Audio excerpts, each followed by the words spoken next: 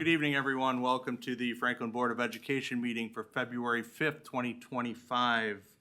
The meeting has been properly posted. Can we have a roll call, please, Mrs. Yank? Yes, Mrs. Witkowski. Here. Dr. Khan. Here. Mrs. Sapersky. Here. Mr. Sprague. Here. And I am here, and Dr. Beer and Mrs. Larson are excused. Thank you. And can we stand for the pledge, please, led by our Southwood Glen kids today? I pledge allegiance to the flag of the United States of America and to the republic for which it stands, one nation, under God, indivisible, with liberty and justice for all. All right, thank you. I'm looking for a motion to approve the agenda. So moved. Second. Motion was made by Mrs. Witkowski, seconded by Mrs. Sapersky. All in favor? Aye. Opposed? Motion carries. Thank you. Southwood Glen Elementary presentation. Mrs. Sapersky, please. Hey, thank you. Good evening. As the board liaison to Southwood Glen, it is my pleasure to introduce our team from Southwood Glen tonight. Dr. Mowbray and her team from third grade are going to share with us some information about a literacy lesson and how that is working in their classrooms. This is a team that piloted the program last year, so they have a lot of experience, and so they'll be sharing that with us tonight. So please join us and share. Thank you. Dr. Mowbray, please. Okay, as we get started, I want to introduce our team and thank everybody for the opportunity to speak with you tonight. We're excited to share some of what we're doing in literacy. The teacher team, we have Maureen Strauss, a third grade teacher, Isabel Greer, third grade teacher, Sarah McNamara, teacher, and Elizabeth Fritsch, our instructional coach. We also brought some wonderful third grade students, so Kai and Daniel and Mila and Hazel and Roman and Marianne are here to kind of show you how this works. And they are very brave because this is, instead of a rehearsed lesson that they know exactly how this is going to go, they have learned the day before, and then this is kind of what tomorrow's lesson in class will look like. So the students are kind of learning in front of you, and you can kind of see this in action. I'll interrupt you for a second, Dr. Mowbray. Parents, if you want to come up and take pictures or videotape, please feel free to come up here. There's nothing back here that you can't see. Thank you. Sorry. We chose literacy because it's connected to our school improvement goal. Our first goal in the area of growth for all students and increasing that growth to 60th percentile by spring. And then we also have a literacy goal in closing gaps, looking at any students performing below the 29th percentile as measured by MAP. And those are students that we want to have increased growth in the 65th percentile. So tonight's lesson will really focus on kind of that goal one of lifting literacy instruction for all students. So the action step is implementation of SAVAS. That's the MyView curriculum that our students are using. As we talked about, this is a team that piloted, so they did this the last half of last school year and were strong advocates of the program. The expected outcome is increased explicit, you're going to notice real explicit instruction in Tier 1 Science of Reading is going to lift our literacy for all students. So that's kind of what tonight's is focused on. One of the ways that we are doing that through our Tier 1 instruction is with repeated readings. That's what you're going to see today.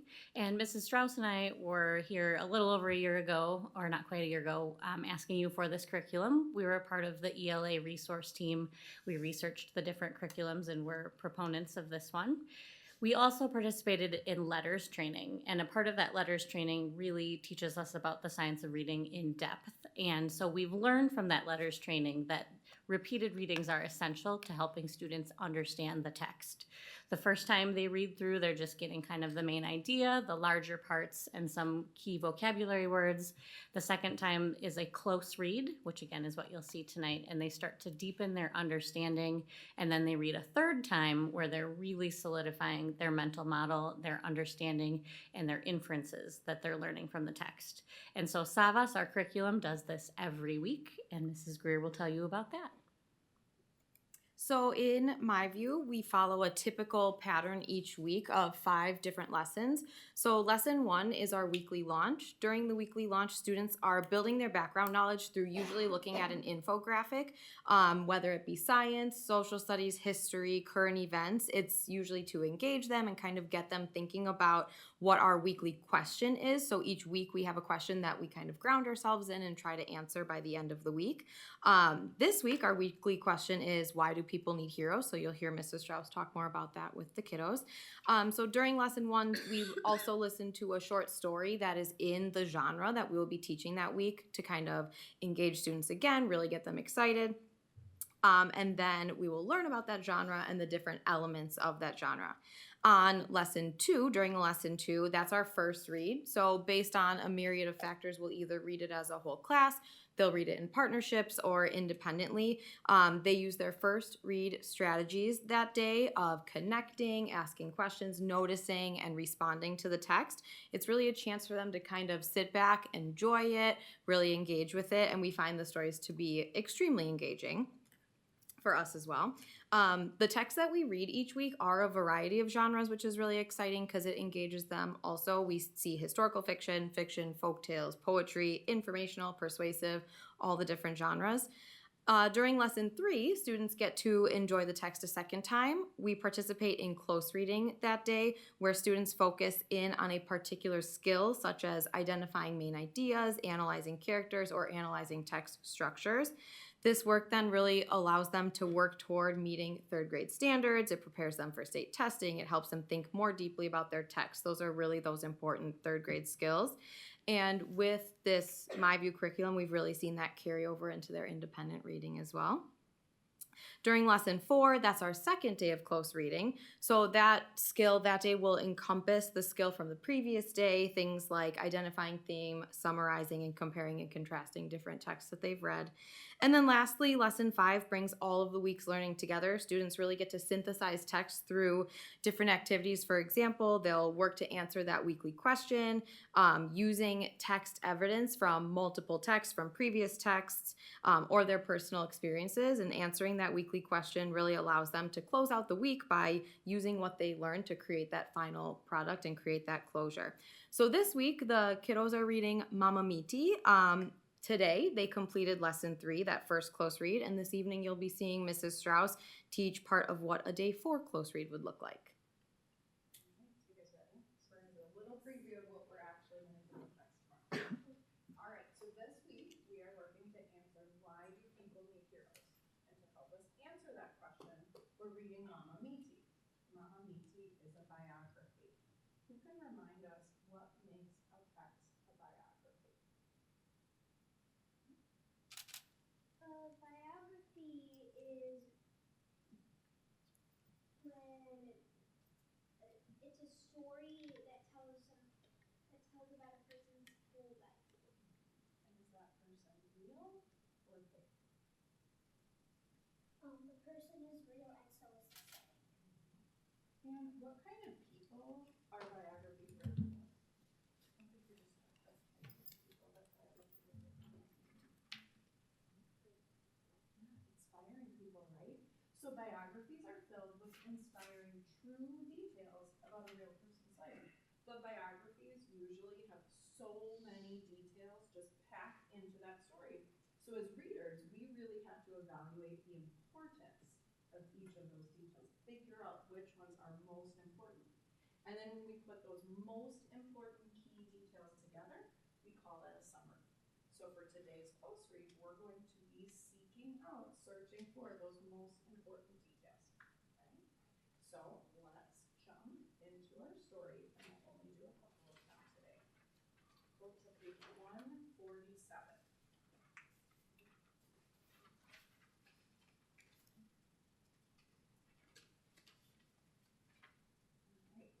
So we can see our close read note off to the side is going to help us summarize this informational text.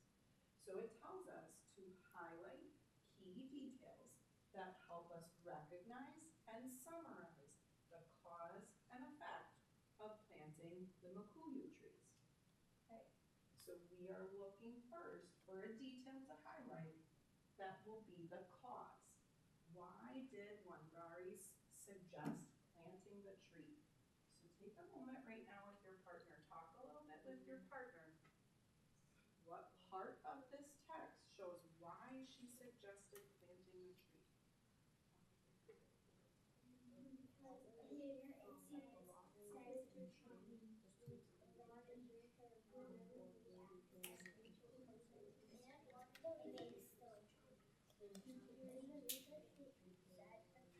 All right, so what do we think?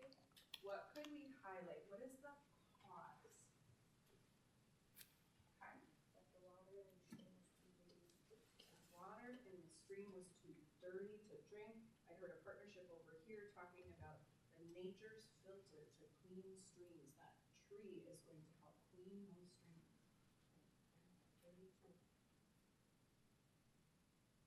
But like we learned about in our last close read, with cause comes effect. So what happened? What is our effect of planting those trees? Talk with your partner. What happened? What's the effect after those trees were planted?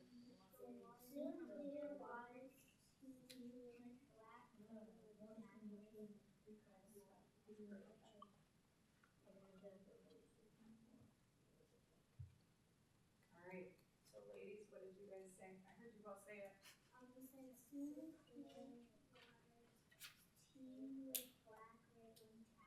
There's the effect, right? She suggested planting those trees, and what did that cause? It caused for the waters to be full and clear, and life came back in those waters. So there are so many details on this page, but we've narrowed down to what's most important.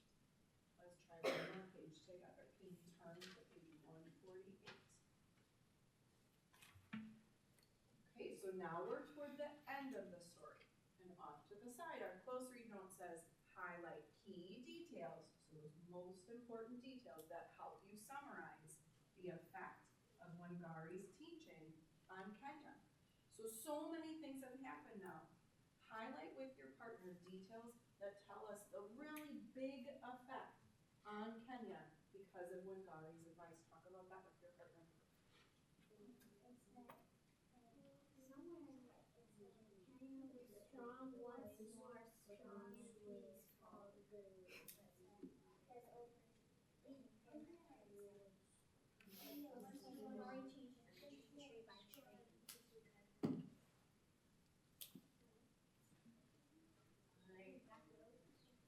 Daniel, what did you and your partner decide to highlight?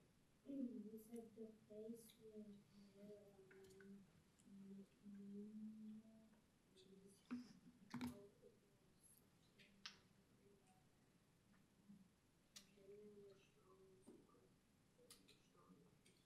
What a big effect, right? Now there's all these trees and Kenya is strong once more and peaceful.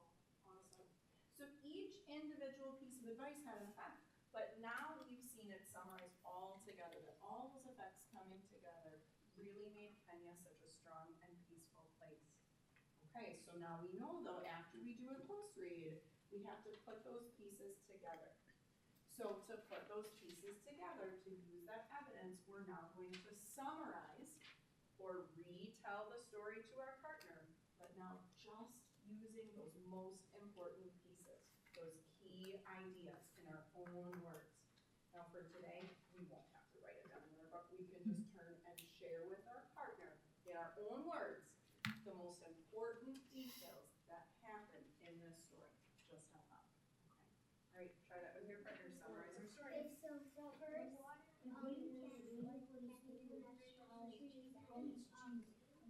and then the people came to Wangari and Wangari told them what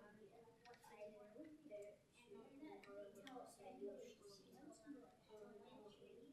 And then they told everybody to plant trees, and then all the trees went together. And wrap up that summary. Great job. You did awesome. Okay, so as you just witnessed, like Mrs. Strauss just referenced, at this time the students would transition more to an independent portion of the lesson. We did a quick snippet of that for you today. But at this point in the school year, our students have gotten very comfortable with the routine of building on the reading skills that we practice each week. So they are very used to getting that direction from us of like how they're going to kind of put that knowledge all together. For the lesson that you just watched and for the previous lessons that the students have completed this year, we use a variety of activities to have the students prove and evaluate their understanding of a skill. For one example that you just saw, we might just have the students write a paragraph to summarize. We have a big focus on text evidence that they've gathered throughout the week. As you see, they're very used to being busy highlighting while they're listening and following along. That's something that is really important, and the kids are kind of getting excited to do that before we're even giving that direction now. Just a really important skill for them to learn. We see kids getting really excited to use the weekly vocabulary to help strengthen their responses. Another example, some weeks we do have them complete like a bigger project that fits with the weekly question or the theme and helps to demonstrate that comprehension. We do a lot of partner work. As you see, the kids are very comfortable with that, kind of talking with each other and making connections to other texts or previous learning. Another thing that has been really useful to us as teachers is being able to use some of this as responsive time. As you can see with the students that are real close to us, and we're able to kind of hear a lot of the conversations and the work that the students are doing right in front of us, we can take these opportunities to do like a quick independent or small group work to kind of provide some of that further scaffolding or supports to students that might need just that little extra practice, or to provide some of those enrichment opportunities for our kiddos as well.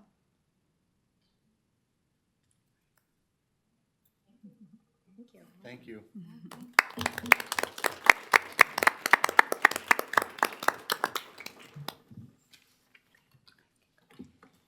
All right, kids, come over for some pictures.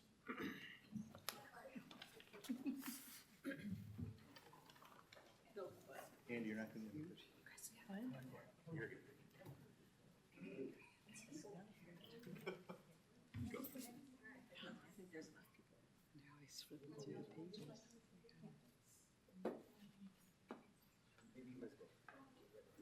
Yeah, anybody can come up to take pictures. Get as close as you need to. And you need your staff. Some teachers in there. Those pictures are just the kids. They're cuter than the rest of us. Smile at the really big camera and then all Yeah. the entourage around. Just keep smiling.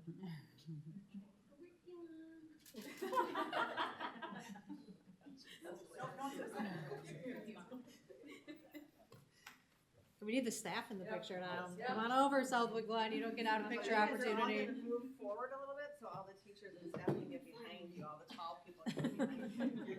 Right, Mike, you've never been called tall before. Great.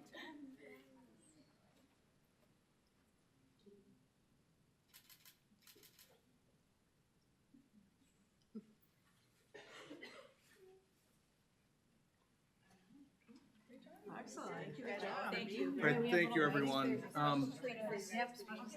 While everybody's packing up, can we move item 7, the consent agenda, up for vote? Yes, please. All right, I'm looking for a motion to approve the consent agenda. So moved. Second. Motion's made and seconded. All in favor? Aye. Opposed? Motion carries. Thank you. Everybody, the reason I asked to do that is because Dr. Mulberry is on the consent agenda and is retiring after this year. And I just wanted to thank you publicly for your long career, not only in Franklin, but in education, and for enriching so many kids' lives. So thank you very much, Dr. Mulberry. Thank you.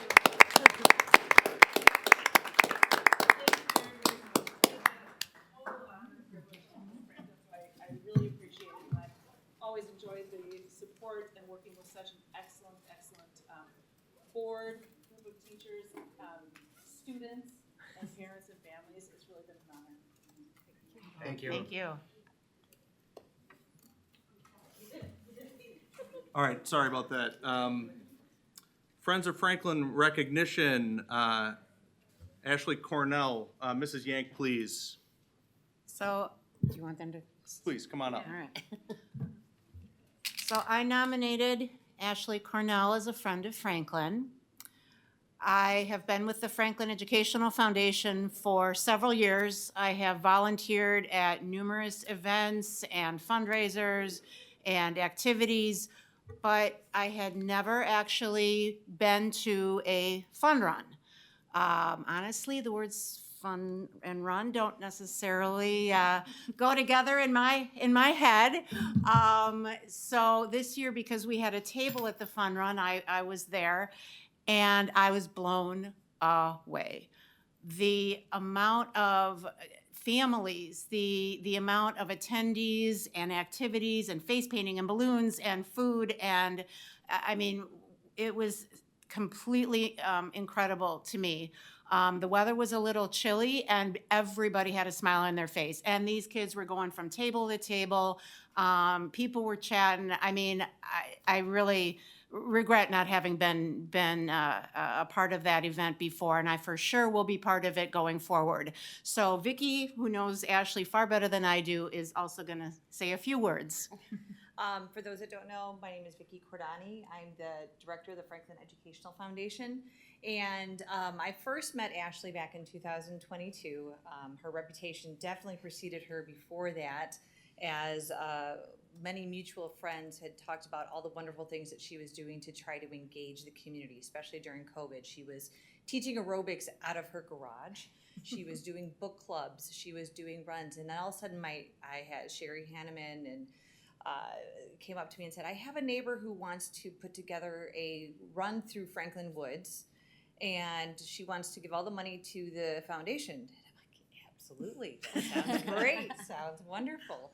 And she was so organized and was so engaging with all of these community members that all she has to do is ask these community members, and they're wanting to pitch in, and it was able to get the streets closed down, and we did it through Franklin Woods. And, raise a little bit of money. And then next year she's like, how can we make this bigger? And then how can we make this bigger? And we grew so much that we partnered with the City Health Department. We partnered with the YMCA, Mimosa, many, many other businesses and churches in the community. And they all came together to do this huge, wonderful event over in Fremming Park. And it was a huge success. We raised over $20,000 for the foundation, and due largely to Ashley's leadership. So definitely thank you so much for everything that you're doing. We're very excited to have you join the foundation board. Yes. So just come see that what we'll be able to do even in the future, and all the connections that she has in the community, and her energy and her positive energy is something that we are really excited to help and have on the board. So thank you for everything. Absolutely. Thank you for the opportunity to have this reward. I definitely did not do this by any means to get recognized. My mom was a big behind the scenes type of person, and she liked to do a lot of things for a lot of people, but didn't like to be recognized for it. So I kind of get that trait from her as well. So yeah, I created the event just to build community and obviously get healthy doing it as well. And I was like, okay, how can I support a local organization while doing it? So like Vicki said, it's just grown each and every year, and I'm excited to see where it can go in the future. Yeah, thank you. Thank you very much. Thank you. More pictures. Do you want Thank you so much. Sure.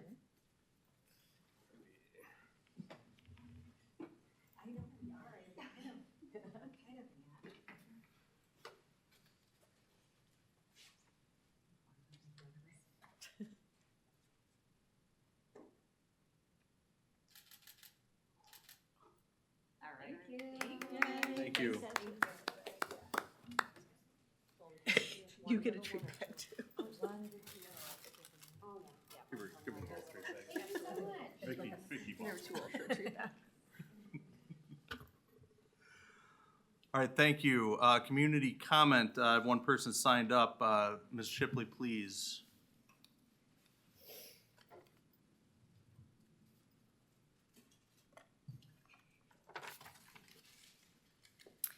I'm Jennifer Shipley, 5341 West Harvard Drive in Franklin. Tonight, I just wanted to give a brief statement to express support for an additional school resource officer in our district, which is an action item on tonight's agenda. Obviously, safety of our students is a primary concern for all of us, and I don't believe that's what was being debated at last meeting. And I appreciate the discussion surrounding the best use of funds in our district. I am in support of adding an additional SRO to our budget. Our current SRO is shared between the high school and the middle school, but also supports all of our elementaries.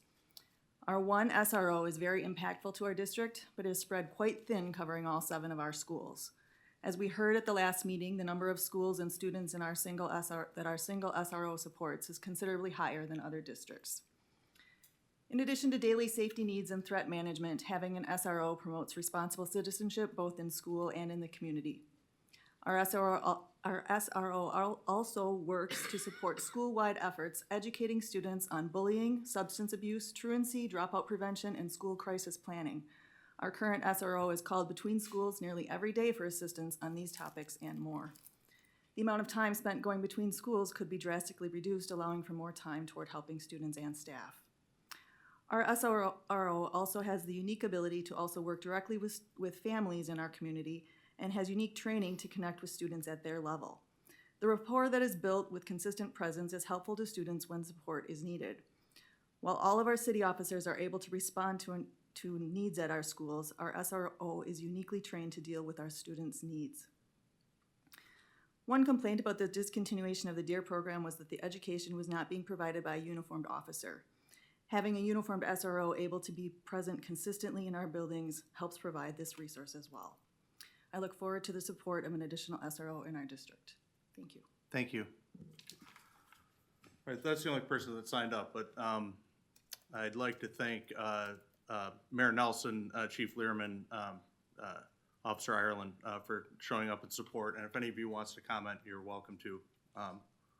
Or we may ask for comment later. But come on up, Mayor Nelson, please. Well, I can wait till the later part. Okay. Well, it's gonna be very soon. How about that? Excellent. All right. Anybody else? No. All right. Thank you.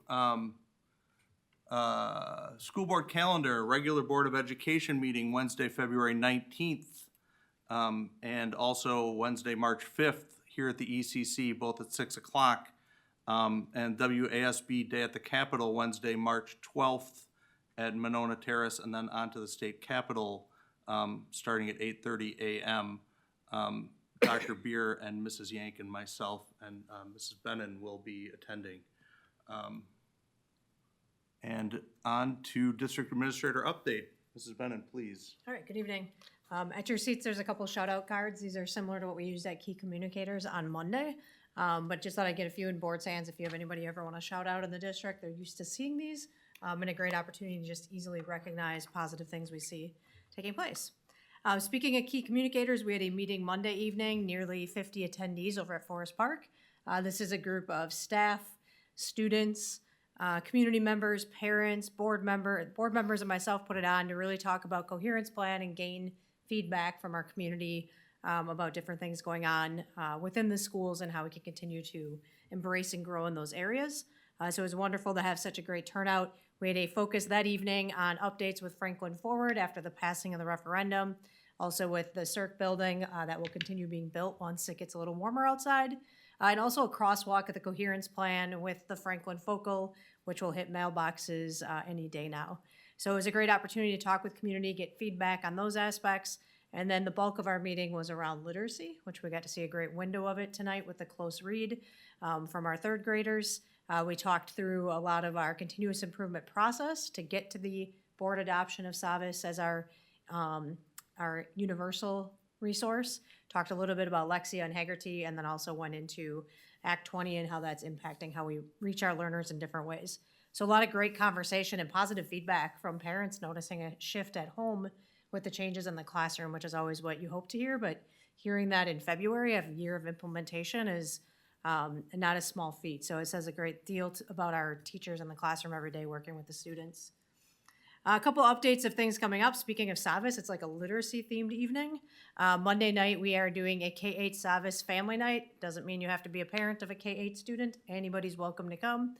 It'll be at Forest Park, and it's really joining our team to learn more about the resource and learn ways as family members to connect with your child at home and be able to support the learning that's taking place at school. You can round out the end of next week with a community event also, as we have Culture Fest starting at 5 o'clock at the high school that runs until 8 o'clock. It's become part of our culture here to have Culture Fest. We kind of know what it's about, but it's an outstanding opportunity with a packed facility at the high school, learning about traditions, performances, foods, and a variety of things from different cultures represented in our own community, and meeting and talking with them. So hopefully everybody's able to come out. And then the next week, as part of our parent outreach group, so we've tried to have monthly presentations, not just for parents or community, but Monday the 17th is Youth Drug and Vaping Trends. And it's partnership with Franklin Police, Fire and Volition. So it's focused on youth substance misuse, current drug and vaping trends, strategies for addressing these. So if you haven't heard of vaping, you've been under a rock. It's definitely going on, and it's definitely something we're dealing with in schools. So we're hoping to really get parents out to this to understand, because it can be going on right in front of you and you don't even notice. That's how hidden vapes can look these days and the effects that they can have on students and things. So tell your neighbors, tell your friends. We haven't had great parent turnout yet, or community, I should say, for our events, but we're going to keep pushing that because there's really great content and partnerships out there. This one is adults only, so we're not going to have children present because of what's going to be gone over through the partnership. And then finally, on February 27th, we have the K-12 Fine Arts Gallery Night at the high school. That's from 5 to 8 p.m. If you haven't partaken in that the last 16 years, on this 17th year you can. It's a wonderful showcase of the artwork taking place by our students through the inspiration of their educators every day.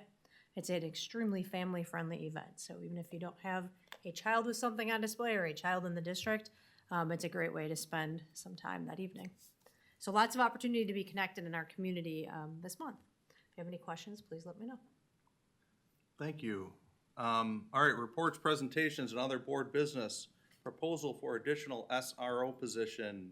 Mrs. Benen, please. All right, so we are bringing this back tonight as an action item, asking to add a second SRO. A lot of the information in the situation report is very similar to last month. In addition, we've added data that was requested by the board. And we also have quite a few attendees this evening that are willing to speak or just here to show their support. So the middle school team, thank you for being here. Jenna, John, and Brian. Chief Learman and Sergeant Ireland are also here this evening, and Mayor Nelson also in discussion about the SRO. The city is already supported for this position to be able to move forward. So any questions we have, or if anybody wants to come up, you're more than welcome to step up to a microphone and speak to it. Thank you for being here.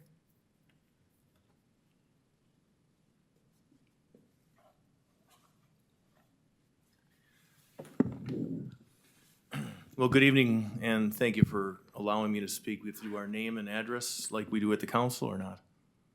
We know where you are. We know where Well, you live. okay. Well, anyway, John Nelson, 7787 South North Cape Road, and current mayor, City of Franklin. Lifelong resident, school system all the way through. These microphones are amazing, by the way. Ours are terrible.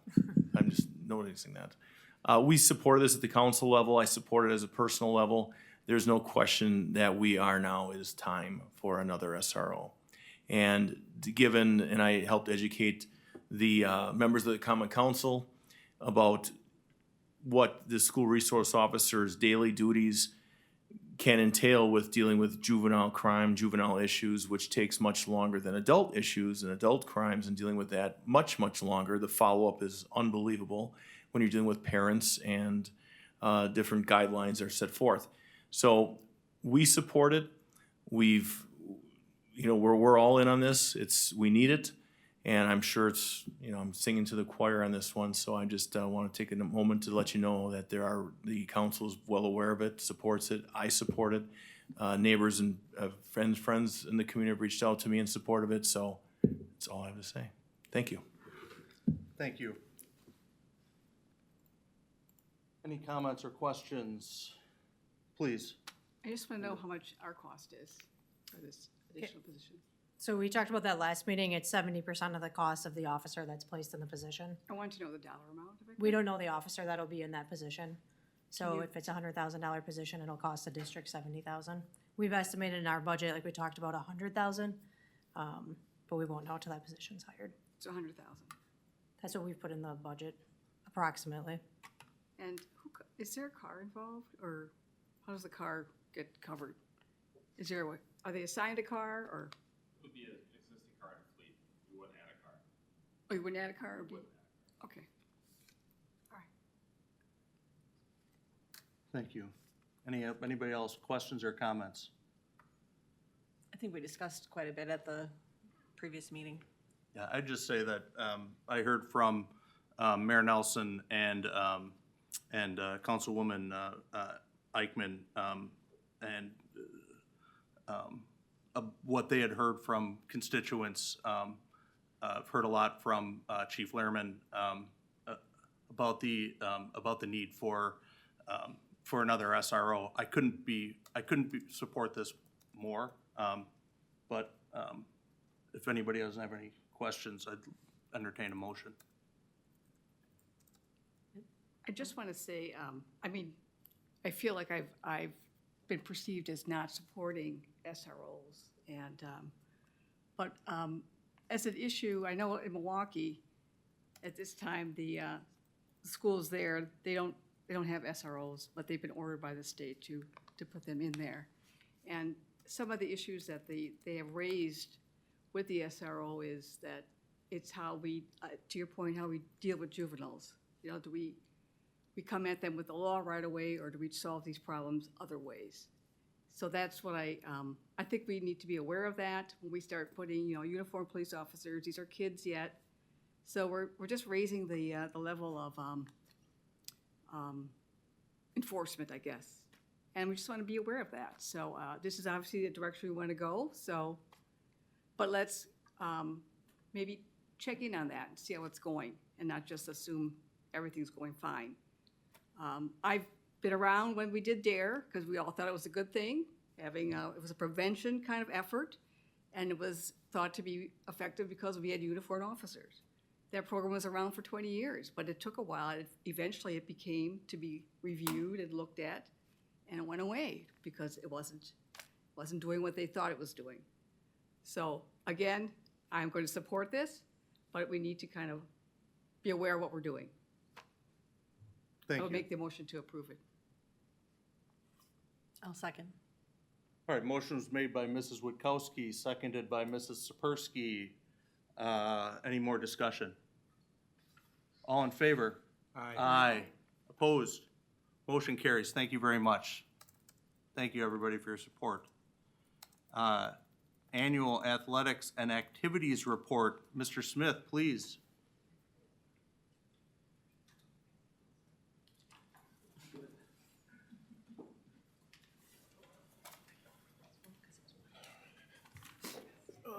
Good evening, everyone. How's everyone doing? First, I'd just like to say thank you to all of you, respectively. I've seen each and every one of you at some sort of sport club activity in the past year, 2 years. Got to work closely with some of you. Just want to say thank you for continuing to support and be there. It doesn't go without notice, even to our kids. I'm surprised. I didn't know who school board members were when I was in school, but they do. So you are like celebrities to them. So thank you for being there. I'll walk through this, not word for word at all. I'm going to highlight some things that I think are important and notable from the last year, and feel free to stop me at any point to ask questions, but obviously questions at the end as well. So I think the biggest thing just to start out is just the summary of athletics and activities. Specifically at the high school, we have 31 programs. This could be updated by now. It's now at 30 clubs because our kids just invented a new club today, which they're pretty good at. 208 stipend employees, along with a bunch of other contracted staff, busing, all of the above. I also made an amendment here today. We got our 40th state championship last year, courtesy of our dance team, who, if you talk to them, you can't say congratulations because if they don't win all 3 of the eligible championships, they're not happy. But they did win. They did bring one home. So we're at 40 state championships in school history, which is an awesome accomplishment. And last year we were able to secure 11 conference championships just within the conference. And I would also highlight that 6 of our coaches were named Coach of the Year. That's the most. I went back as far as last 15 years. That's the most we've ever had. Those are all decided by within the conference at the conference coaches meeting. So it's a pretty prestigious honor in my opinion. It's not just an automatic of who has the best record. If you go to a coaches meeting, they can be pretty contentious around awards. So to come away with 6 coaches of the year was pretty special. And I'll talk a little bit more about the work we're doing with coaches and just how they interact with our kids in a little bit here. Obviously, I think some of the big highlights for some of our clubs and activities, some of them are, they seem maybe minute, but participation numbers, Best Buddies having 40 people, that's an uptick from the previous year and an uptick from the previous year before that. HOSA and SAGE continue, to be expanding clubs. A lot of our clubs, people don't realize they are competitive. They have they have regionals, they have state, they have national competition, they have international competition. And I think that's been even eye-opening for me with a lot of our clubs and the ability to compete like they do. So I just wanted to make sure I put a couple of those in there, and there's many more. I would also put somewhat of a plug-in for our multicultural club. Next Friday is Culture Fest. That's their Super Bowl. If you have not been to Culture Fest before, for nothing else, there's some amazing food, some different culture to explore. But I always think the best way to explore culture sometimes is through food. But if you get a chance, we're expecting 1,100 people. There'll be different cultural dances that they'll be up there doing. Like I said, they got the food laid out in the cafeteria, and they got 15 to 20 classrooms that they'll have different exhibits going on in as well. So MCC has killed it, and they continue to do so. And I would also highlight that FBLA is another club that continues to compete at the highest levels. That now we are talking about them going down to Florida to compete for a national championship in different regards. So just some of the competition of our competitive clubs as well.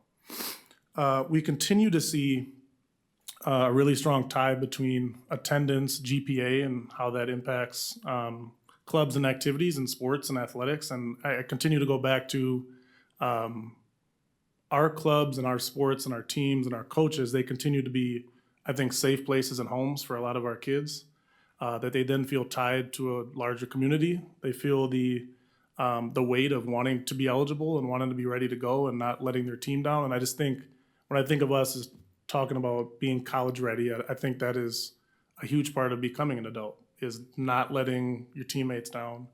And they're learning that every day, and it's shown in the data.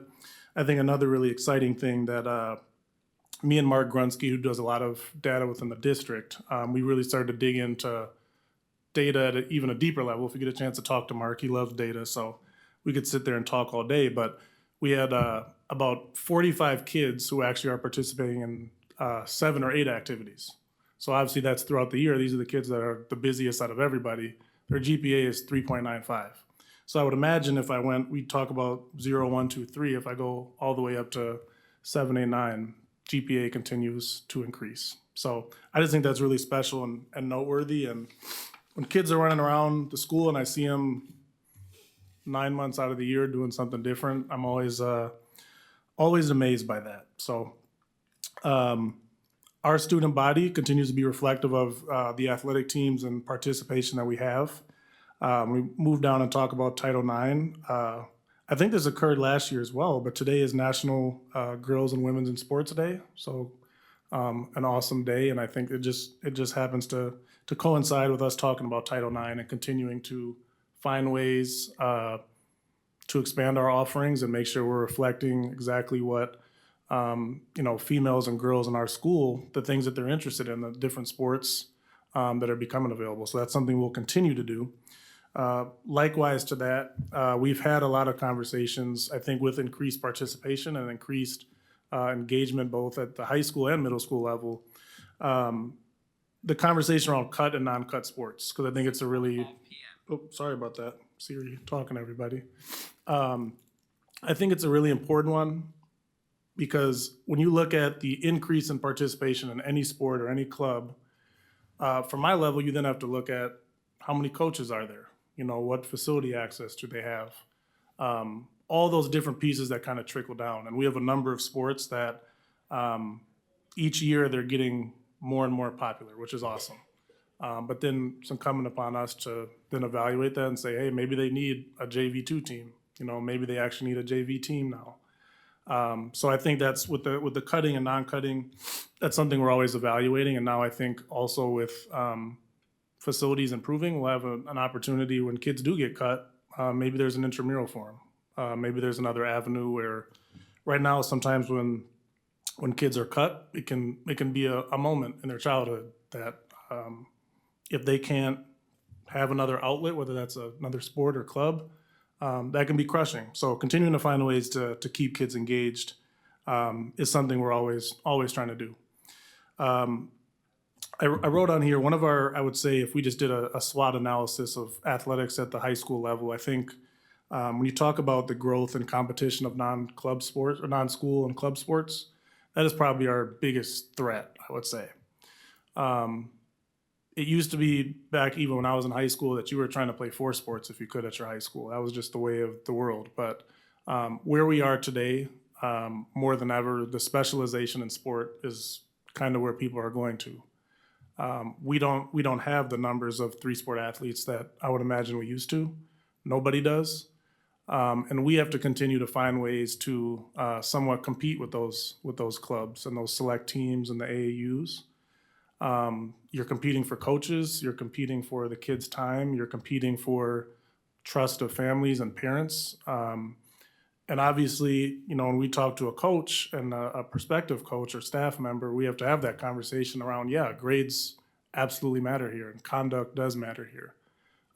Not saying at the AAU or club level that doesn't matter, but it's not always the point of select or club ball. So I think that's our biggest threat and challenge is just how do we make sure to compete with those clubs so that we have a competitive environment and an environment where kids want to come and compete just like they do for their club or their respective AAU program.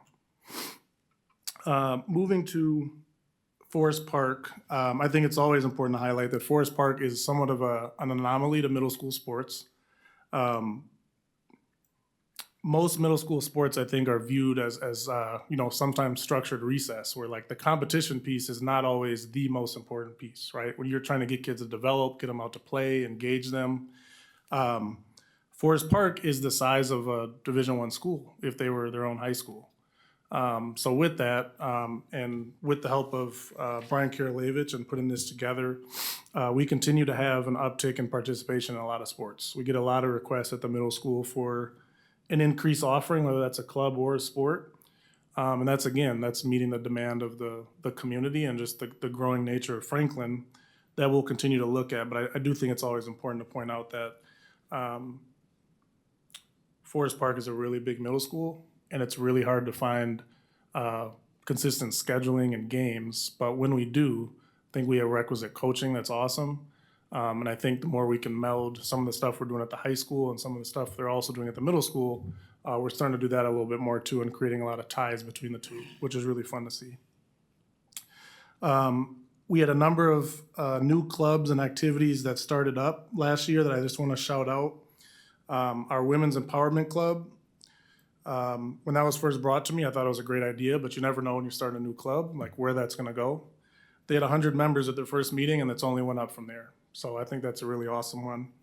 The Muslim and Christian Student Association, so those are two different. There's a Muslim Student Association and a Christian Student Association. Those have just been awesome opportunities for kids really to want to highlight their culture and, you know, what's important to them. And then Letters of Love is literally students will come together twice a month and they write letters to different organizations, whether that's homeless youth, whether that's sometimes to hospitals. They did a big push out around Christmas. So it's literally, if you ever want to come up and see a bunch of kids writing letters in a classroom, that is literally all it is. But they write about 200 letters and they ship them out and they mail them. And it's been really awesome. So just some of the clubs we've started in the last couple of years. I told you I was going to talk a little bit about coaches and less about, on here with evaluations. But I think one thing we've really done that's been awesome, we really dug into professional development for our coaches. It's widely known that in my position, training coaches and making sure that they feel comfortable and equipped to handle all the different situations that they encounter is an incredibly important part of the job. But sometimes that can be hard to figure out where to start with that. So I brought a group of coaches together along with a veteran AD that I know and I'm friends with, and we created kind of a performance and growth tool that's going to be used moving forward to talk to coaches about what is important to them as individuals, as coaches, what's important to their program, what are the things they're seeing with their program, along with all the data that we have, so we can really start to dig into how things are going in their program from a health perspective. What does your participation look like? What are your relationships with families like? What's your communication with your players like? I think every level of sport has their own bloodline and things that are really important. And I think coaching is that at the high school level because there is no recruiting, right? There is no, well, I shouldn't say there is an NIL because that's maybe on the horizon, but your coaches and who you're putting in front of kids every day are the front line of what you're doing. And me, when I set a vision and expectations and have those conversations with our coaches about what's really important, it's on them to carry out because they're in front of our kids, potentially 15, 20 hours a week. So as we sit here right now, we have professional development going on at the high school with coaches. We got about 30 coaches up there having pizza and drinking some Gatorade and stuff. And they're being led through a professional development workshop just around culture and what is Franklin. And having real honest conversation about what coaching is like. So I think those conversations have been really awesome because it allows me to be candid with them and they can be candid with me about how do we continue to move Franklin forward. But I can't say enough about all the coaches that we have and just the how forward they've been and intentional about wanting to get better, because that's ultimately all I can ask of them is just to continue to get better every day, just as I do myself. I would say the Todd Knieser scholarship continued last year. We actually had a young lady who she took both a sport and a club. She was voted. I throw it to coaches and advisors to nominate kids, and she was nominated like 25 times. So she ran away with that one. But that's always a really fun scholarship to put out to the group to vote on because you get so many different anecdotal stories and reasoning behind why kids deserve it. And it you lose sight of that sometimes. You're going through a whole school year of just what each one of these individual kids is doing and just how special they are. So that's a really fun opportunity to celebrate them at the end of each year. We've continued our tradition of having signing days for kids who are going off to college and committing to that next portion of their life and going to college. And we had 5 this week. We had 2 lacrosse players and 3 football players yesterday. We had a swimmer a couple weeks ago and 2 swimmers a couple weeks before that. So that also is an awesome opportunity if you ever get a chance to come up to a signing day. They bring the balloons and the cakes and all the stuff, and they sign their letters of intent, and they get all the pictures, and grandma's there, and it's really special. Special to see all of the work, especially now being here 2 years. I knew these kids as juniors and now see them as seniors. I can only imagine a couple years from now, just to see their growth and progression. And that, I think every time we have those signing days, we talk about being college ready, and I look at each one of them and it's like, yeah, that kid's ready. So those are really special. If you get a chance to come up and see one of those, it's a really fun atmosphere. I would say we're really lucky with our relationship with Mosh to be able to have athletic training on site as we move down to that. I said this last year. I think that you look at schools up north and you look at schools in a little bit more rural areas, even sometimes down in the city, they don't have athletic trainers on site. And I can't imagine hosting an event without an athletic trainer. It just gives me severe anxiety to even think about. But I think we're really lucky. We have two full-time trainers along with generally two student staff that are there. So between all of our sports, practices, games, contests, they even travel with some of our varsity teams. We've been able to react pretty quickly to some scary situations that if you're in a rural space where you got to call the local fire department, could make or break people losing their life. So that's gone really well, and I think we'll continue to push the envelope with our trainers to start talking about mental health more and just emotional health, physical health, all of it. Especially as we move forward, I look forward to my trainer just brought up to me the other day the idea of nutrition, because we see a lot of kids, they're getting ready to play a game and they're drinking Diet Pepsi, which I was guilty of too, so I can't be too hard on them. But just giving them some general information about nutrition and mental health and all the different ways of being healthy. I would also add for when we talk through our fundraising and booster clubs, I just wanted to give an update on some of the fundraising we did last year and how some of those sponsor relationships have really blossomed into more. Last year we were talking through our new scoreboard, which has been really awesome for our kids and our teachers as we've kind of played with both of those. Let that be a skill for those kids to start learning. We've just started to ramp that up a little bit, but even the conversations we're having with some of our sponsors about how they're coming into our school past, monetarily.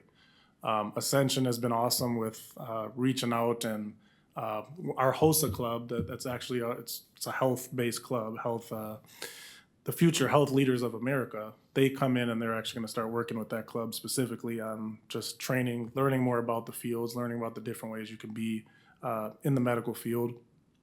We found ways at all different ventures to engage those sponsors to not only just work on the scoreboard, but how can you be in front of our kids and provide resources from what your business or organization does. So that's been really fun and awesome. And the last thing I'll say with regards to our code of conduct, I think also that's always a place where there's room for improvement. We really look at that code of conduct. I'd say it all the time, like the playbook to success for kids. It's never an attempt to catch anybody up. It's never an attempt to ensure kids have bad grades or good grades. It's a way to tell kids, you follow this and you're going to be just fine. You do these things, you're going to be just fine. So I think as we continue to find ways to make that commensurate with the times and with what kids are going through nowadays and what teachers are seeing and coaches are seeing, we'll continue to do that. The last thing I'll say, I just want to say thank you to all of you. You've all supported in different ways to athletics and activities, and I greatly appreciate it. I know the coaches do. We just, before I left up there, we were talking about just the excitement around Franklin and just the excitement around what the future holds. So I just want to say thank you to all of you. I also want to shout out all the teachers and the coaches across the district, because we work a lot with our coaches. As I mentioned, some of them coach and teach, but a lot of our teachers, they help our kids when they're having those issues with academics, with grades, with even social situations, emotional situations. Our teachers are always there, and I really, really do appreciate that. And lastly, I would say our building and grounds crew. I always shout them out when I can, because they are usually the first ones there and the last ones to leave. And if you ever know any of our building and grounds people at the middle school or the high school, if you call them and ask for literally anything, they will be there in like less than 2 minutes. So we could not make any of this happen without them, and I couldn't go through this report without mentioning them. So again, thank you all, and that is all I have. Questions or comments from Mr. Smith? Please, Mary. How's the referee training going with its students, right? Yeah. Okay. I think they're actually looking at next year potentially doing. There's one unit right now, one class. Stephen Drobot teaches, and it was wildly successful last year. It's been even more successful this year. He actually had referees come in this year. There's 2 referees that came in for, I believe, 3 or 4 classes to actually walk out in the gym floor with the kids and start talking through some of the stuff. So that's the next iteration. and I get a chance to go down there and get them signed up and logged into their official account so they can learn how to actually go in and register and be an official. I think that's always, it's funny when you become an athletic director and you look through a different lens when you're sitting at a high school sporting event. Officials, there is a reason that we've lost so many of them. We continue, it's kind of an uptick now where I think it's going back to a better place. But it's all the more reason for us to address fan behavior, address our coaches. No, I talk to all of them, like technical fouls, we're going to have a conversation. Kids, technical fouls, or any type red cards, whatever the case may be, like we're going to have a conversation because I think that decorum and that respect is exactly what Franklin is known for. And we've kind of walked into a place with officials where they just, in a lot of places, don't feel safe anymore and they don't feel respected. Thankfully, I think the class has been awesome with, I've been able to go in there and speak, those officials going to speak. We've been able to hopefully impact a new generation of younger officials so that people do get excited about it and they do see an actual opportunity for a career in it if that's what they want. Thank you. Go ahead. So what other big ideas or big things, I know we have the big gym coming, but other new things you're working on or thinking about? There's a lot going on in this report, but are there other things that you? Yeah. I would say the top thing, I kind of mentioned it before, but I think you look at the emerging sports just across high school athletics. I mean, that's something you always have to keep an eye on. And for us, that's pickleball is always one that's top of the, I think that's the fastest growing sport right next to girls wrestling.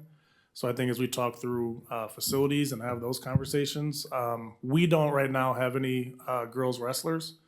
But also you learn that we have also not put out any type of interest as to who would be interested in something like girls wrestling.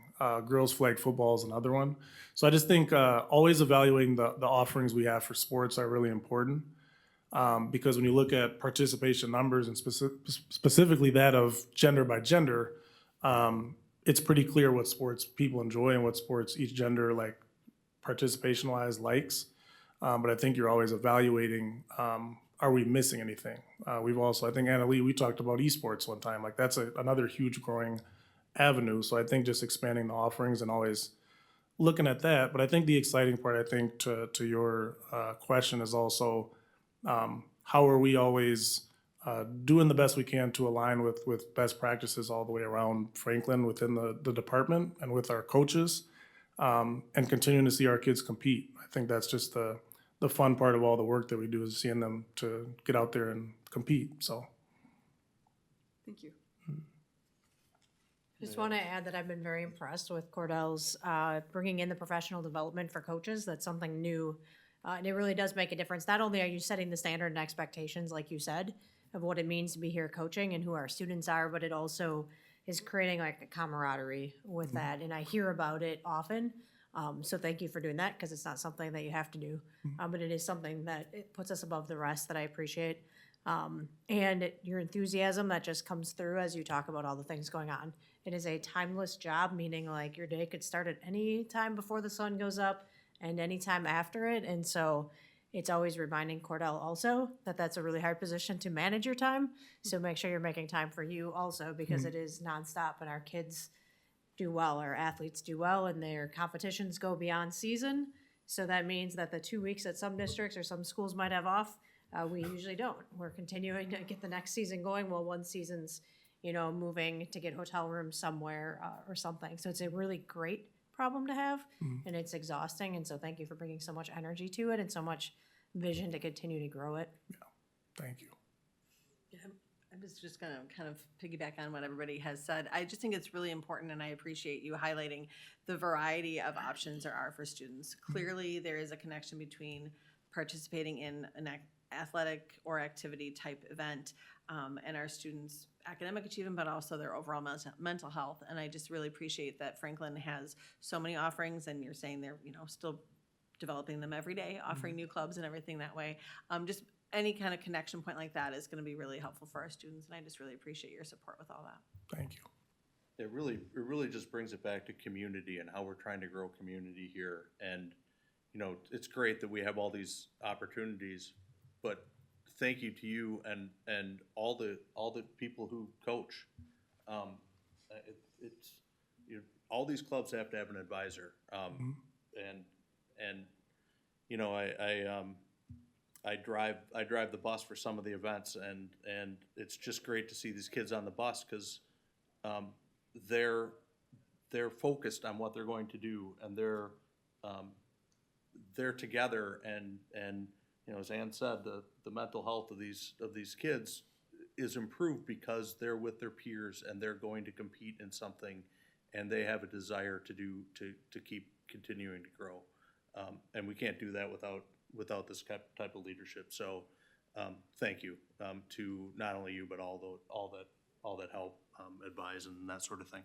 I think, Mr. Smith's enthusiasm and your dedication is the reason which we can see the passion which you have to drive the athletic department, and especially in the day and age when more and more kids are behind the video games and just sitting, becoming, and driving up the mental health crisis which we are facing. I think your leadership and your enthusiasm is playing a very important role. So thank you so much for doing that. Thank you.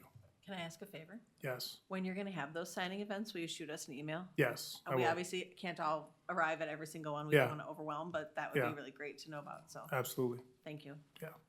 Do we have an update on what's happening with WIA and what conference affiliations we might have? I hear a lot of different things. Wow, put them on the spot. How Mike. much time? Yeah. I don't know if there is one, or if there's not, there's not. No, it's quite the process. Right now, they are in the third level of appeal. I believe they meet, we're on the 5th. I think they meet tomorrow.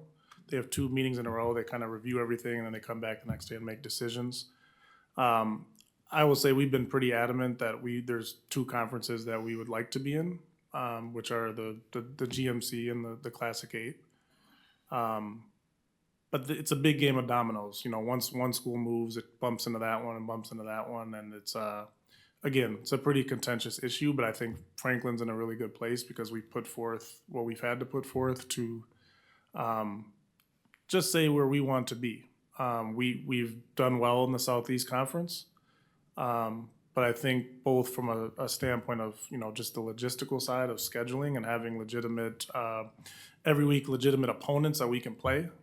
We've had a lot of instances where we get to week 6 of a football season, we're looking for non-conference teams to play for whatever reason. So I think we're in a good place, but I think after it's April 7th, I believe, is when everything gets final approval from the Board of Control.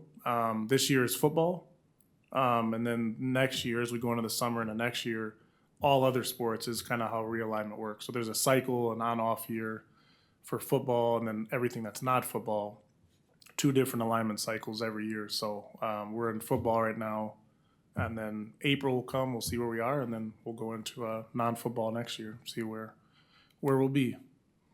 Great, thank you. Anybody else? All right, thank you very much. All right, thank you. New depository for referendum fund administration. Mr. Cromie, please. It's the Yep. first read. As you probably heard, in November, we passed a referendum for $145 million. So that's pretty exciting. Ultimately, that $145 million will not be spent on day one, right? It's a construction project that's going to last over 4 years. So an investment strategy is going to be really important.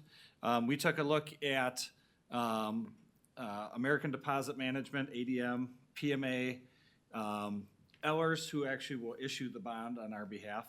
And then Ampersand, which is newer to the market. Ampersand actually came about from the person who started ADM, ultimately sold off ADM and decided to open up another one, which is Ampersand.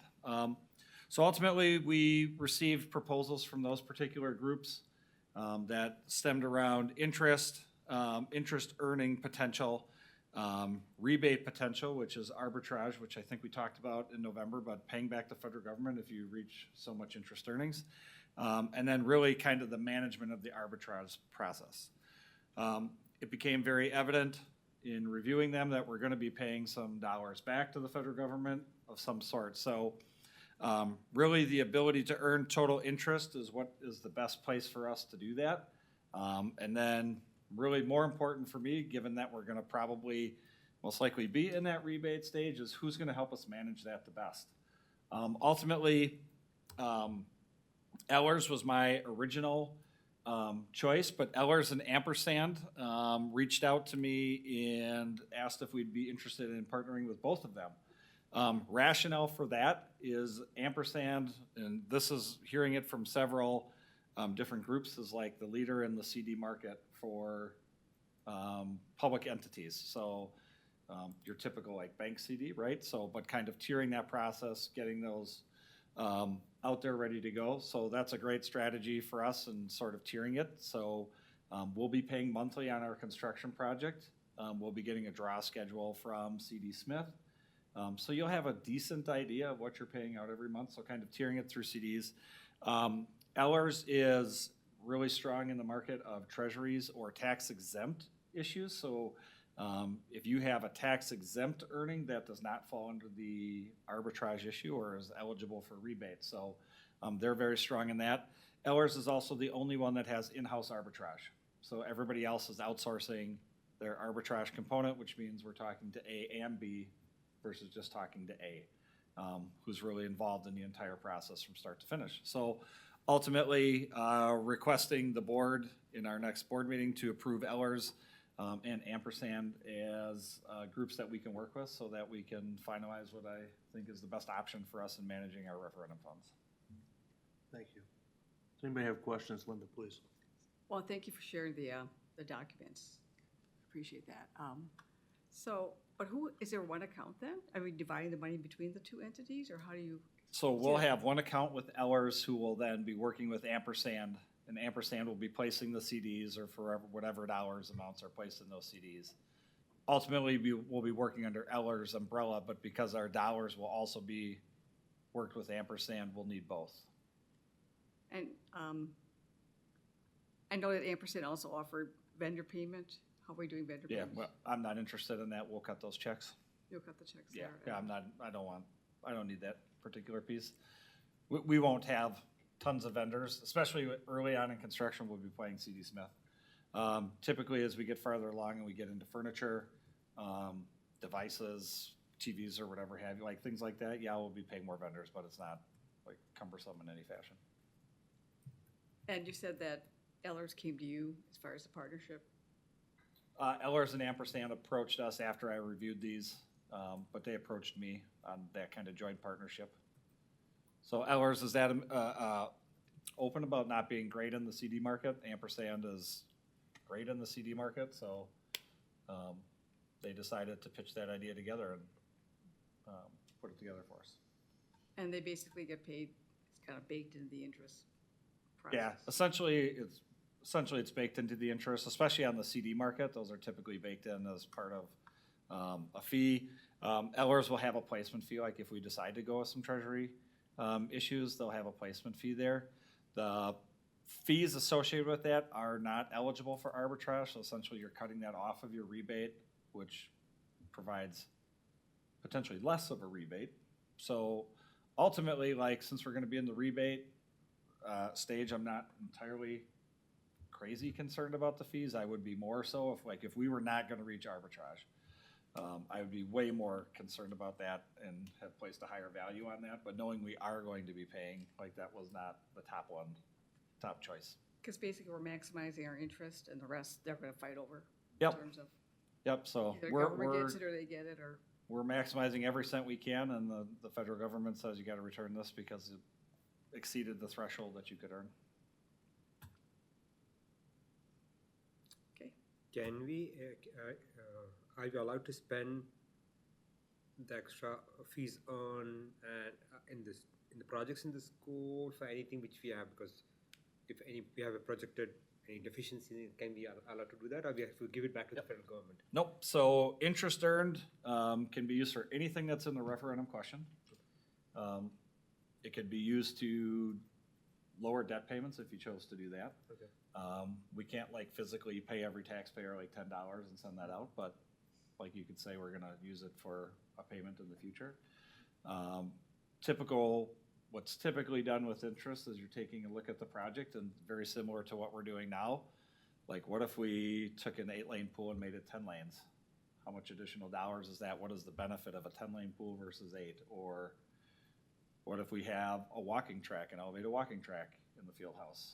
Like, could community members use that? Would that be good? But what does that cost to have an elevated field track? So typically people are looking at, like, what does the referendum question ask? And can interest earnings help us maximize that space, knowing kind of the box only gets built once? So how do we maximize the box? Knowing kind of those things, like if we think about an 8-lane to a 10-lane pool, it's not like you build an 8-lane pool and then in a couple years you decide you're gonna take out the outside wall and you're gonna build 2 lanes. Like, it's either 8 or 10 for its entire life. Or that walking track, like that either goes in when it's built or it doesn't go in. So you kind of look at those bigger things that, like, you have a one-time shot at doing from an interest earning standpoint. But anything in the referendum question that qualifies, those dollars can be spent on. And we're basically looking at about $5 billion, or was it 7? We're gonna be at about 9.5 to 10. 9.5. Yeah. That's the maximum. Because you're gonna. Well, the assumption is based on the interest threshold of arbitrage at about 3%, puts us at about 9.5 to 10. But if that arbitrage threshold goes to 3.5, we'll have more than 9.5 to 10 if it sinks below that 3%. But kind of basing it on that 3% will be at about 9.5 to $10 million. And that's, like you said, it could be spent on, within that project scope? What is the boundaries around that? Anything that the referendum question would qualify for. Like even defeasance, you said, we can use for defeasance too? You don't necessarily, well, yeah, we could use it for defeasance. We could use it to not levy as much for a normal payment, things like that related to debt. But anything related to the referendum question qualifies. And maintenance obviously could be very 100%. loosely Yep, maintenance is very loosely defined. defined. I like to use, when I would teach referendum question writing at MSOE, I'd use, like, you either write it vaguely specific or specifically vague, which the idea is you're trying to write some of those bigger ticket items. So we have field house in there, ADA compliance, right? Those are very targeted things, but you leave some vagueness in it so that it's not so specific. You're like hardwood court field house with 8 hoops, because then you can only build a hardwood court field house with 8 hoops. Like, you couldn't put 10 in there, so that wouldn't make sense. So you write it so that it has the opportunity to make sure you can do the project, with some ability to make sure you can do the project. So all the things we're talking about now still have a cost to them. So while we had an estimate during construction, now we're actually putting, like, physical things on paper, and we're moving things around and saying, what would that cost if we did that? Or what if we went from 8 to 10? What if we added this track? So, like, those building plans, while identifiable, are not like totally laid out and totally cinched together. That takes a lot of time to do that. All right, anyone else? All right, we'll move on to policies. 5314, medication policy. 5350, alcohol, tobacco, and drug use, abuse prevention, intervention, and treatment.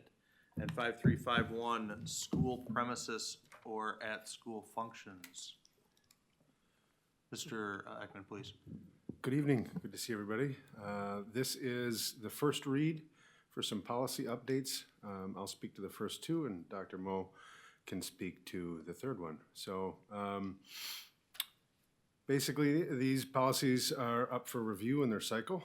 And so few recommendations. First, for the medication policy, there is a revised policy statement being recommended, as well as some changes to the administrative rules for medication management, for prescription and over-the-counter medication. For the second policy, alcohol, tobacco, and drug use, abuse prevention, intervention, and treatment, really no substantive changes being recommended, just some minor edits and technical changes to the language.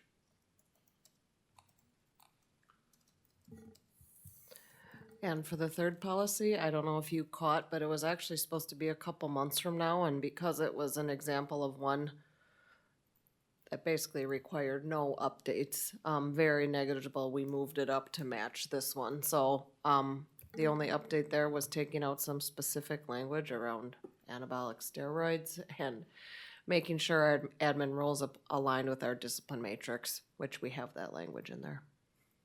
So this you might have saw further down. We moved it up because it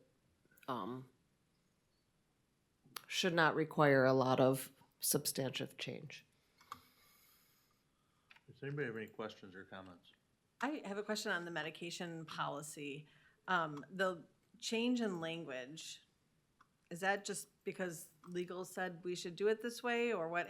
It seems to me that it almost, like, I don't want to say makes it harder, but almost, like, the wording of it seems to make it like it's harder for a student to get medication at school. Does that make sense? Yeah, I can speak to that. So what you'll see, it's kind of standard language that is appearing in a lot of other policies, in other district policies, and it really, the policy statement is intended to define the scope of what we provide as a school system in terms of medication.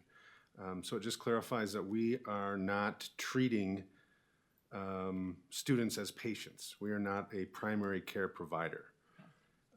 We work with parents and doctors, and it just really clarifies our role. And so those are the conditions under which we're administering medication at school. So that's a change that I'm recommending. But if you see in the administrative rules, there's quite a lot that we're doing in terms of making sure that students are cared for when they're at school. Yeah, and I know that our students are cared for. It just was the language, but that makes sense the way that you're describing it. So thanks for that. The only other question I had about it is that there seems to be, and I know in a lot of our policies, sometimes we just go through and change. Like, I think at one point we changed ours from like school board to board of education, and just everywhere we went and did that. There's a difference between school nurse and district nurse. And some places it seems like we're like district nurse, district nurse, district nurse, and then other places it's the school nurse. Is there a true difference there? Is that just me being picky as a nurse myself? That's a good catch. In my view, no.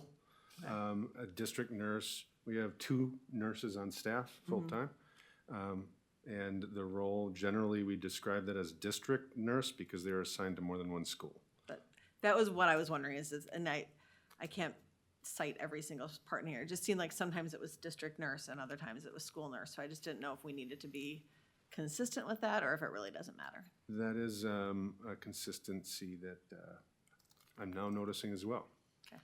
So you want it to be district nurse? Yeah. Do you want it to be district nurse? Where are we settling on the consistency? I'm okay with district nurse. It looks like I see that once or twice in the administrative rules. I see a lot of district nurse. I don't see school. Yeah, I describe them as district nurses, so. That's what I would say is this district nurse versus school nurse, but I didn't know if there was correct. I didn't know if there was a reason one way or the other. Just asking.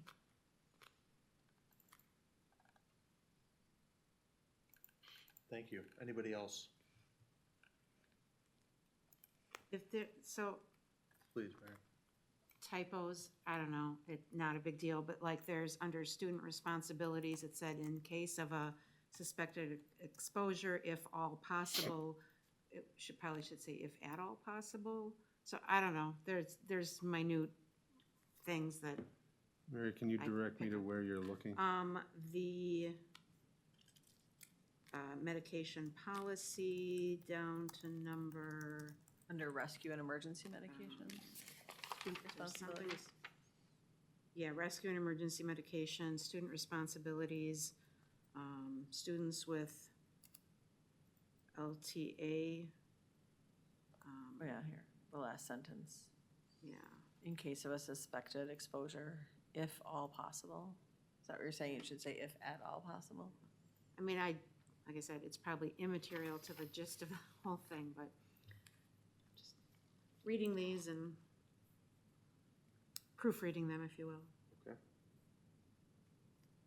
We can go through and look at those. Those are just technical, so thank you for pointing that out. I think that DPI usually calls it a school nurse, so I would say let's actually probably go the school nurse route versus district. I mean, internally, we know district means they cover our whole district, which is common in most districts, right? You don't have one per school usually, but DPI refers to it as a school nurse, so I would suggest that's the route we go with. Adjusting the whole policy to say school nurse. My only question was, is there a reason why there are 2, and do we need to be consistent? If DPI says school nurse, I'm fine calling them school nurses. We know they serve all of our schools. Yeah. All of our schools. Agree. Anybody else have questions or comments? I can make those additional edits and bring it back around again. Excellent, thank you very much. Thank you.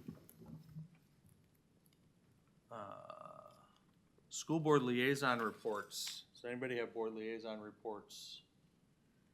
I met with Dr. Mowbray last week to prepare for their presentation tonight.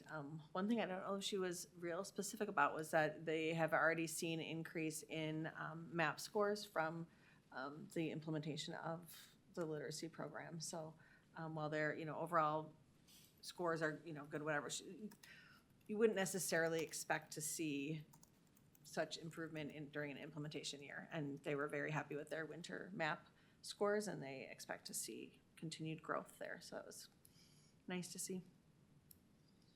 Thank you. Anybody else? We can move on to school and community engagement. We all of us here attended the convention, at least for part of it, and we'll talk about those in a couple weeks at the next meeting. I did, well, at the convention, I did go on the tour with the staff to see Marquette's new facility, and just impressed with how the staff, the different questions that the staff asks, and how they have different roles, it seems, whether they're self-imposed or whether they talked about those, I don't know. But they're asking different things and noticing different things, and it makes me think that that's what they're doing at all these other, and good questions. As we went through that building, also met today, I filled in for Angie at the senior dinner lunch this morning, and spoke a little bit about the CERC, but also handed out schedules to the seniors today. And this afternoon, met with Mayor Nelson and the city inspector and Mrs. Bennon and Mr. Cromie and Mr. Daniels and PRA, and started talking about the logistics with the city and how we can move ahead to make sure that everything finishes on time so that we can get things done. It's good communication start with the city. So I'm really glad that we've made that sort of jump in the relationship with the city and moving forward with that.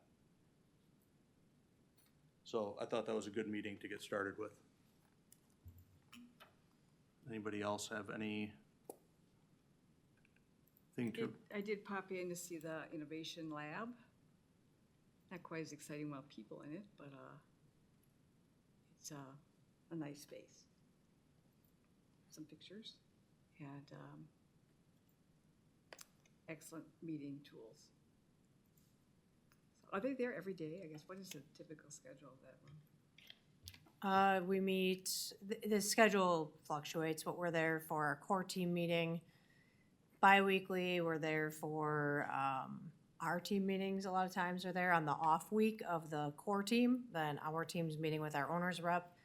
That usually takes place in that space. Andy Daniels is in and out of it when he's working with different reps throughout. So it gets booked as we have meetings. So yeah, weekly it's used. The schedule isn't so set. Certain things are, but certain aspects aren't. So we have a 3-hour core team meeting there weekly, an hour and a half off week core team meeting there. And then Mike Hacker and I meet sometimes there, sometimes virtually, weekly. Andy and both Andys meet with our owner's rep also. And sometimes it's virtual and sometimes it's in the space. So. All right, thanks. All right, thank you. Anybody else? All right, future. Oliver. Oh. At the Forte Theater. Oh, yep. Gets mentioned. Another good partnership with Forte and the Saber Center. Always nice to see families from other districts and other communities come and see our space. And always fun to enjoy the talented students from our district and others. How well attended was that? Was it pretty well attended?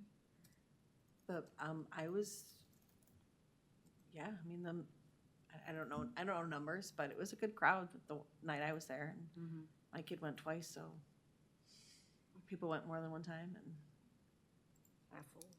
Good question for Forte, probably, right? Yeah. Not really ours to speak on.